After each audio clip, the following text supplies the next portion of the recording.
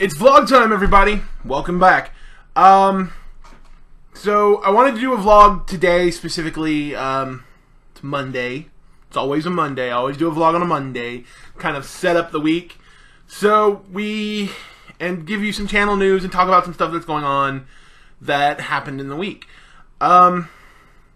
We talked about it a little bit on the podcast, but I don't think I was aware of it at the time, and I just recently became aware of it. The Warcraft movie's getting mixed reactions. Now, like I said on the podcast, I'm all on board. I love it. It's real great. I don't hate the movie at all. I don't hate the trailer at all. But there are just this confusion of fans who are just like, CG. Why isn't it all practical effects? I love that I'm waving my hand past camera view. I'm in a small, contained space in my desk, the wall. Okay. But back on topic. Topic. Bang. Fix my hat. Because my head glares. Back on topic. There are some people just being like, boo, CG at all. Like, they don't want any of it. They want practical effects. And I think that would have hurt this movie. Like, budget-wise. I don't think it would have been a bad movie, but it would have hurt this movie budget-wise, and you would need a director who's very good with the practical effects. Like Guillermo del Toro or whoever... I'm drawing blanks. The Lord of the Rings director. Peter Jackson. Him. People who are very good with... directors who are good with practical effects. Excuse me. And even with practical effects, the Hobbit movies were riddled with CG. And I'm not just counting like the dragons and the birds and the certain characters were not possible practically. And the amount of characters were not possible practically. But other than that, there's another group of fans being like, why isn't it all CG? I mean, the Legion teaser is amazing. Entirely CG. Looks fantastic. And it looks great. That won't work for a big Hollywood film. That I'll address. All practical, you need a director. That's my stance on that. This stance, the all CG, it doesn't work. Even the half and half is hard to do. Pardon me, something in my teeth. The half and half is hard to do. And look at Avatar. It got a lot of mixed actions. But then turn around and look at Final Fantasy: The Spirits Within. That was a huge blockbuster movie. Sorry. That was a huge blockbuster movie, and while the effects were great, praised, the CG was beautiful, still beautiful to this day. It's one of the great films out there. Because they focus so much on making it look good, the movie itself suffers. Like, I watch it, I enjoy it, it's one of my go-to movies. It's something I've always thought about making a riff track for, but I've got to sit down with my friends, and we got to do the introduction, and then record us watching it riffing, but I've always thought about doing something like that. But other than that, it's a good film, but it lacks because they focus so much on the CG. And then other films just don't feel right. There are a few good ones out there, but not a lot. And none of them were big blockbusters. My hat is crooked. I'm trying to use my viewfinder as a mirror, and it don't work because this is my right and I'm looking at it on my left. Okay. Left. I need to remember my stage cues. But that aside, that's my final thought on it. We didn't address it in the podcast. I'm addressing it now. Warcraft, all four. BlizzCon was awesome! To BlizzCon! My mug. I love it. I've been drinking out of it all week.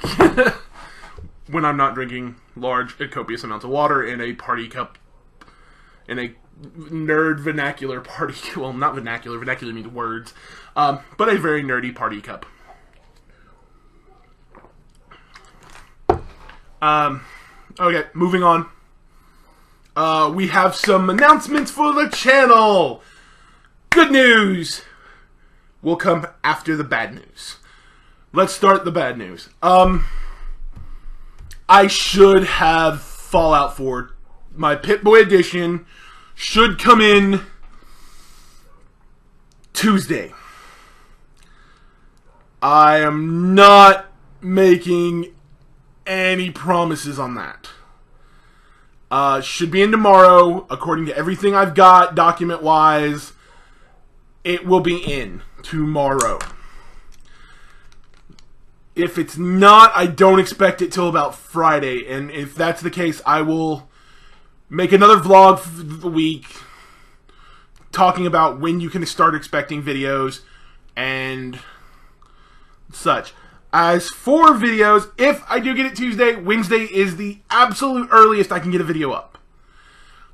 With editing and all of that, and compressing and processing, Wednesday's the absolute earliest. Because I record multiple episodes at a time just so I can get more enjoyment out of the game.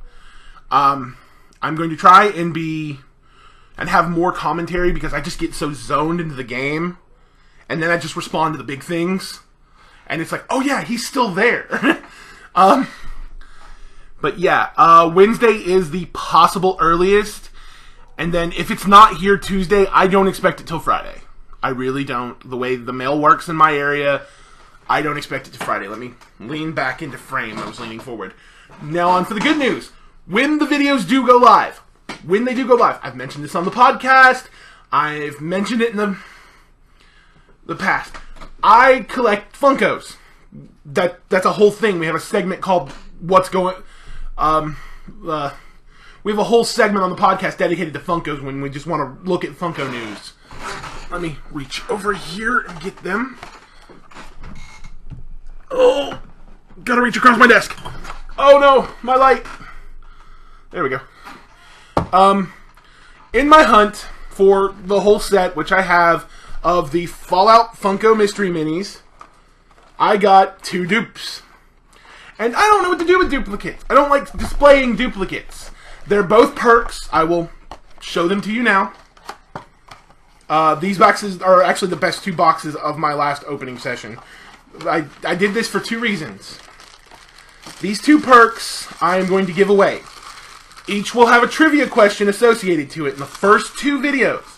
Episode 1 and Episode 2 will start with a trivia question. Answer that trivia question in the comments of that video. The first person to respond to the answer, to give me this, will win these Funkos. There will be 1 question. The question will relate to which one you get. About it. They're different. One of them is the Nerd Rage Pop. Let me get him into frame there. That's Nerd Rage. And the other one will be Black Widow. I will have a specific question for each one of these. A question for this one and a question for this one. They will relate to how the perks work. Since this is an intelligence-based perk, it'll probably be a history question. Since this is a charisma-based perk, let me turn her around, based perk, it'll probably be a character question. So I'll figure all that out later. And first 2 episodes, these are going to be given away. If by the 5th or if by a week and no one's answered those questions, the contest is over. So you have 1 week from the 2nd episode, 7 days, to answer those questions. If they're not answered by then, I may give them to Morgan. He already asked for them. I told him let me use them for the contest. He's ineligible because he's a member of the podcast team. But these are up for grabs. I want you guys to win them. So, contest in the games. Like I said, I will start each episode off with a question. I promise you that much. For the first 2 episodes. I'll box those back up later. So that's that. I want to do what I did last week with this one. I definitely want to do that again. The last vlog I did before the Halo Let's Play, we talked a little bit about Halo's history. And I gave you some stuff to check out. Media-wise, well, bad news here. Fallout has no expanded universe media. It sucks. I know. This is me who collected all 12 of these, a bunch of the Funko Pops. The Legacy figures are on pre-order. I bought the Pip-Boy edition. See, I spent money, Bethesda. If you were to make books in the Fallout universe, you made Skyrim books. They're not bad. I want Fallout. But, like last week, the last vlog, I want to do some prep. So, for this, I literally wrote down key events in the timeline. Some of them are just when the games take place. Some of them are big events that happen in the history. And then we're going to talk about what we learned from the games that kind of foreshadow this. 3 did a little bit of foreshadowing to a theme in this game. Let us begin. Guess what today? Guess what? I got note cards again. I'm going to throw them. Alright. Starting with 1, the timeline. The Fallout world is roughly the same as ours. Up until about 1950 to 1961. That's where things start changing drastically. They kept that Rockefeller-esque future. Like, all of that stuff that they're doing keeps this... How to put this? The riff track for the Alien Director's Cut puts it the best way. This is the future of the past, which makes me very happy to live in the now.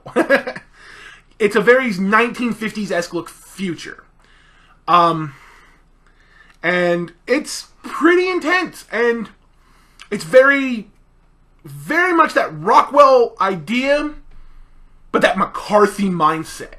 For any of you who know your U.S. history, you know what McCarthy did. He very much encouraged the Red Scare. That is a very prevalent theme in the Fallout history. It begins to be a theme until 2052, almost 100 years later, when the U.S. government commissions Project Safe House. That's the Vault thing. Project Safe House was a series of stuff done for the Vaults. It led to the creation of the Vaults, and also the experiments in the Vaults, and the Enclave having access to all the Vaults. I did a series of blog posts about each of the Vaults that appeared in the games, with exception to Vaults and Tactics. Because Tactics right now is up in the air as to how canon it is. A lot of people say not that much. I'm inclined to agree. I haven't played Tactics. It's my blind spot. I may actively play it after 4. I didn't want to get Fallout burnout before 4.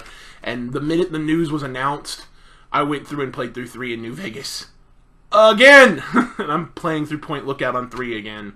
But, digressing, back to the timeline. In April of that year, the Resource Wars started.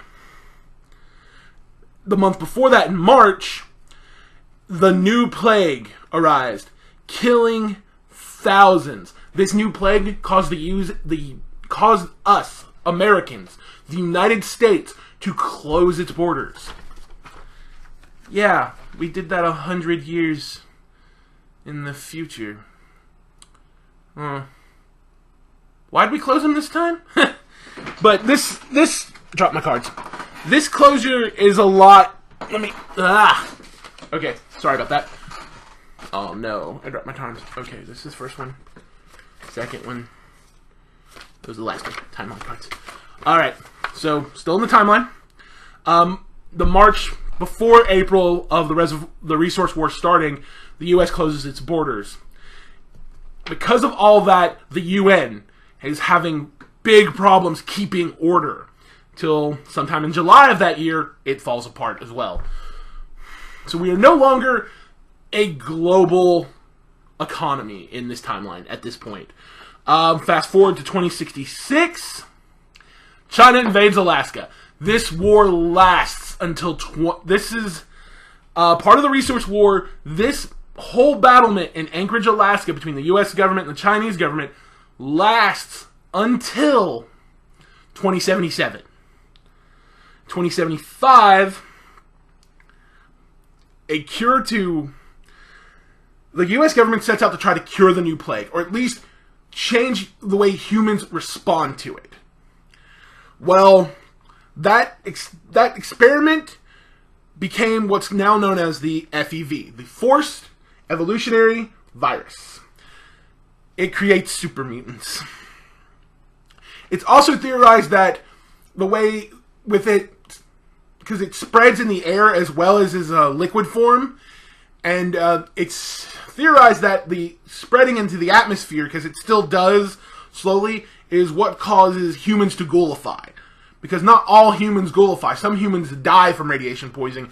Others, their skin begins to melt, and it's not pleasant. In 2077, on October 23rd, the Great War starts and ends all in one day as the bombs fall. And China nukes us. And I think we nuke them in return. Fallout has not addressed what's outside of America too much. But that leads to the expression, war never changes. Told you I was going to throw them. Still in the timeline, though. Timeline. Now, fast forward 100 years. 2161. December the 5th. Fallout 1 begins. The Vault Dweller leaves Vault 13 in search of a water chip. He will do so for a little bit under a year. He will return in 2162. January, February, March, April, May. I'm bad with months. In May, and that's when the game theoretically ends. It can end faster, like a lot faster, but that's the end. But his events, his actions unfold some things.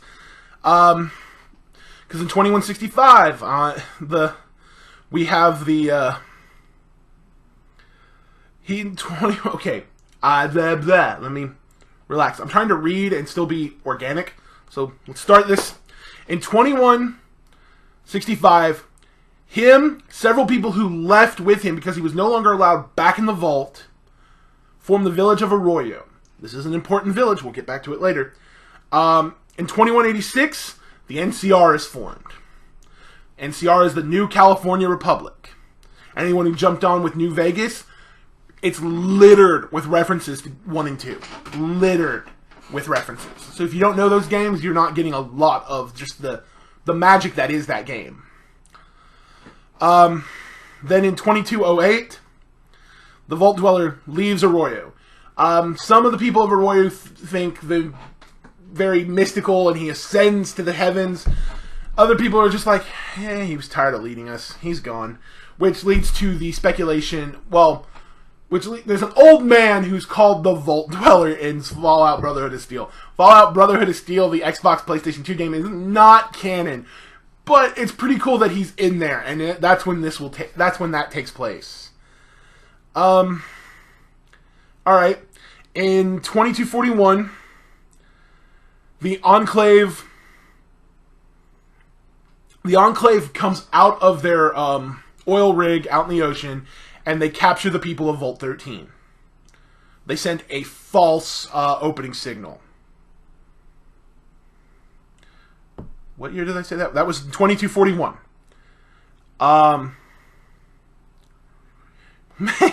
I should have just wrote the months down.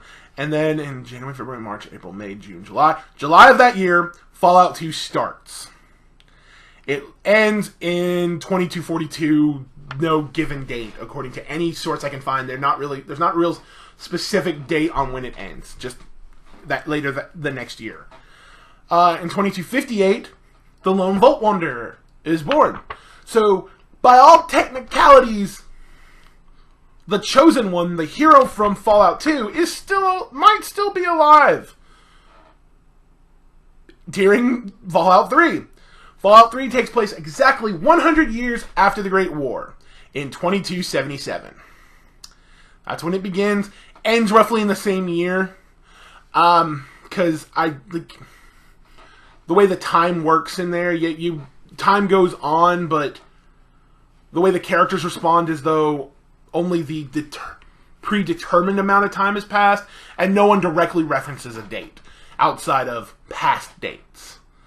The only time dates are referenced in Fallout 3 is in anything like written or audio logs, and those are always in the past. Then in 2281, Fallout New Vegas starts, and that's what happens. I've read somewhere that Fallout 4 will be in 2288, so 2287, 210 years after the Great War. So, yeah. So, possibly all those characters from 2, 3, and New Vegas are still alive and roaming the wastes. That's the timeline. Those are important, semi-important events that kind of get you the setting to this. If you don't know what's going on, and you've never played a Fallout 4 game before, I'm going to go ahead and do some recommendations. If you need kind of the history lesson on Fallout, and you want sort of not me talking to you, because I can do this for days and talk history and just be like, hang on, let me check this and do that. A video game, not real history. But if you really want that, I'm going to recommend a page. I really like these guys. I listen to their podcast. I love their Machinima series, The Storyteller, which is a series that follows a Brotherhood of Steel knight. Just a member of the Brotherhood of Steel. I'm unsure if he's a knight or a paladin or a scribe, but he wears power armor, so I'd assume knight or paladin, as he travels the wastes and tells stories, and they use the game 3 and 4 to, not 3 and 4, 3 in New Vegas to tell these Machinima-based stories, and they're really well done. They just finished Season 3. A link to their channel will be in the description. I really like Shoddycast. Check them out. Now let's prep for the game. Fallout 4. What do we know? 3 cards. 3 cards. Card 1.